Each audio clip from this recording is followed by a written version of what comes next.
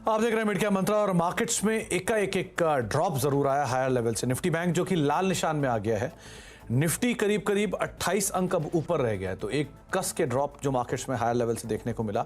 22,405 पर थे हम और 22,360 पर हम पहुंच चुके हैं। और निफ्टी बैंक जो कि हरे निशान में था वो लाल निशान में आ गया। सेंसेक्स करीब 450 अंक ऊपर था, वो अब रह गया है महज 197 अंक। तो ऊपरी स्तरों से बिकवाली मार्केट्स के अंदर एकाएक आते हुए दिखाई पड़ी है, लेकिन ठीक है, जो पुल बैक था वो पुल बैक कन्वर्ट हुआ है। यहाँ पर mid cap index, small cap index में खरीदारी तो है, लेकिन हायर लेवल से वहाँ पर भी थोड़ी सी बिकवाली जरूर आते हुए दिखाई पड़ी है। आगे बढ़ेंगे और बातचीत करेंगे। अब 2024 लोकसभा चुनाव से पहले दौर की वोटिंग हो चुकी है। देश चुनावी खुमार में पूरी तरह डूबा है और इसी रंग में सीएनबीसी आवाज़ भी सराबोर है। तो सीएनबीसी आवाज़ की हमेशा कोशिश रहती है कि आपके लिए बेहतर से बेहतर पिक्स और हर मौके पर लाकर आपके लिए रखें। तो नजर डालते हैं इलेक्शन स्टॉक्स के ऊपर।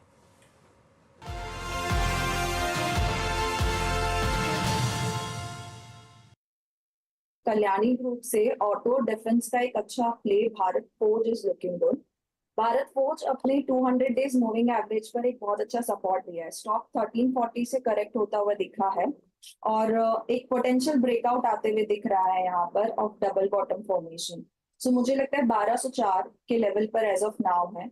अंटिल इज लाइक 1175 1170 के आसपास तक आप इसकी बाइंग कर सकते हैं। 1165 का स्टॉप लॉस मेंटेन करें। मुझे लगता है अपसाइड मूव आपको 1300 1320 के लेवल्स आते हुए दिखेंगे अगले कुछ महीने। कोचिन शिपयार्ड को पसंद किया है और मैं ये मानता हूं कि जिस प्रकार से इंडिजिनस एयरक्राफ्ट कैरियर जो हमारी भारतीय नौसेना को बहुत जरूरत है, पनडुब्बियां की भी जरूरत है और ड्राई डॉक एशिया सबसे बड़ी dry dock facility ship repair के लिए कोचिन शिपयार्ड के पास कुछ ही समय पहले इन्होंने उद्घाटन किया था।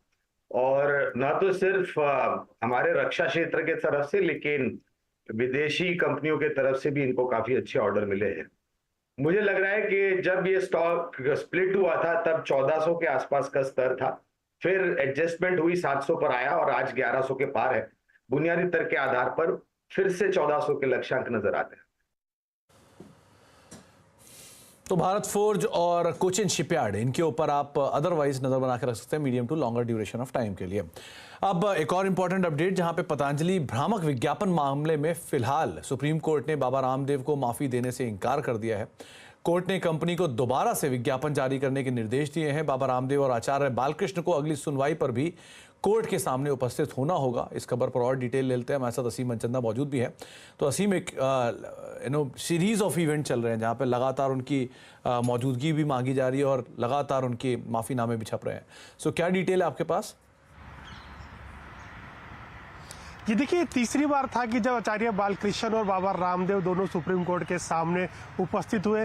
कल विज्ञापन पतंजलि ने अखबारों के अंदर दिया था, आज उन्होंने कोर्ट के अंदर बताया कि हमने करीब 67 अखबारों के अंदर विज्ञापन देकर के माफीनामा दिया है, लेकिन कोर्ट के रिकॉर्ड में ये मौजूद नहीं था। तो कोर्ट ने साफ साफ पूछा कि क्या जो आपने विज्ञापन दिए हैं, माफीनामा दिया है, वो आपके विज्ञापन जितना बड़ा है या काफी छोटा है जिसको कि हमको माइक्रोस्कोप से पढ़ना पड़े, ऐसे विज्ञापन आपने दिए। तो सुप्रीम कोर्ट ने फिलहाल उन्हें माफी देने से कर दिया है। सुप्रीम कोर्ट ने केंद्र सरकार से पूछा है कि आपने इसको लेकर के क्या कार्रवाई की।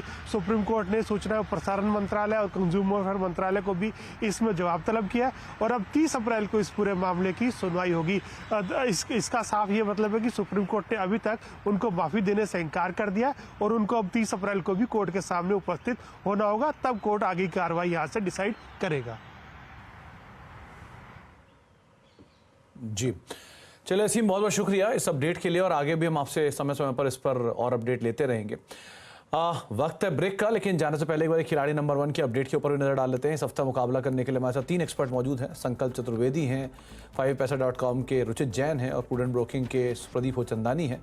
तो रुचित की तरफ से त्रिवेणी इंजीनियरिंग, उन्होंने खरीदारी की राय दी है 385 के टारगेट्स के लिए, 340 का एक स्टॉप लॉस मेंटेन करके रखने की राय है।